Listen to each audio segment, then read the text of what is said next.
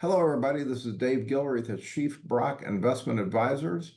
Remember, we're the firm that uses innovative portfolios for intelligent investors like you. Today, we want to talk about the election and what might happen to the market. Right now, people are getting, this is a very contentious election. A lot of people are getting very wound up about what might happen to the economy, given who's elected, et cetera. And we just like to go over some historical things with you. And just to show you, might be something you don't necessarily want to worry too much about. So I'm going to share my screen of slides. Hopefully you can see that. This is the last 7 presidents and how the market is done under the president. So you can see virtually every president except for Bush, the second term, which coincided with the Great Recession. Every term has had pretty good returns. Every president has had good returns, double-digit returns, with the exception of that one time. Now, and there's Democrats, there's Republicans, there's every client every president that's ever run on this screen, we've had clients that have thought the world was going to end because that person was in the White House. But really, you should just ignore politics. This goes all the way back to Theodore Roosevelt. And you can see that the market, this is the bar chart, and you can see usually it goes up, sometimes big, 25%, 17%, 19% a year. Sometimes it goes down. It's gone down a couple times during recessions and depressions, and with the big drops, but generally speaking, maybe a single-digit annual returns negative. But the black dots show that every president, there's been a drawdown, literally every one of them. The most minor drawdown was Lyndon Johnson, down 4%, but he wasn't president very long. But generally speaking, there's double-digit declines under every president, and so don't worry about it, just expect it. That's the way the market works. The more important thing is the split Congress. Now, if you can see it, whether it's a Democrat or a Republican president, if the Congress is split, that's the best of all worlds. And that's what we can hope for this time, is a split Congress. It kind of looks right now like that might be the case.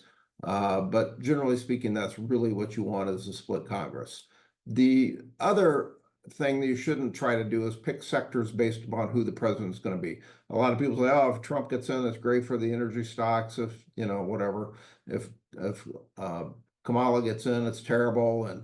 But you can't really predict what sector is going to do well under any given president. And you can see how they go all over the place. Sometimes energy is really strong, this light blue, and sometimes energy is terrible, it's down here. Sometimes information technology, tech stocks are great, sometimes they're terrible. It's just very impossible to predict a sector based upon who's going to be in the White House, because you don't know what Congress is going to do with that president. The election years do matter. Typically, the last couple of years of a president's term is the best.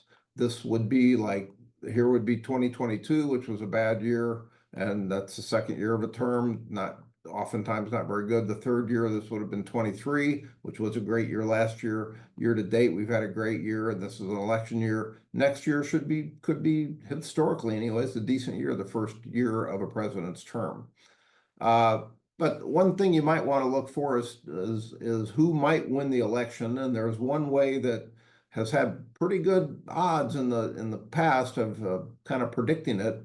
And that is, if the market goes up from August, September, October, then the incumbent party, the incumbent president or the incumbent party will win the election.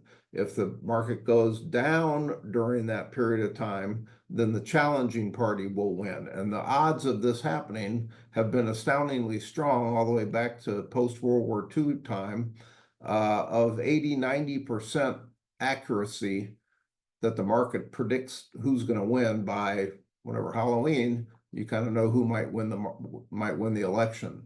Now this year, this is the best way to check this or to follow it is just use SPY, the S&P 500 Index ETF. And on July 31st, it closed, as you can see highlighted there, at 550.81, right there where the crosshairs are. Today, it's September 17th. Market closed today at 562. So right now, the market is up slightly from the end of July. So we're about halfway through this this kind of test period. But that's one thing you might want to watch. And if the market does really, really well, that's pretty good chance that Democrats will win. If the market does somewhat poorly between now and Halloween, then that could mean that the Republicans get in. That's all we have for today. We appreciate you watching us, and we will be back with you next time to share another video on another subject. Thanks again.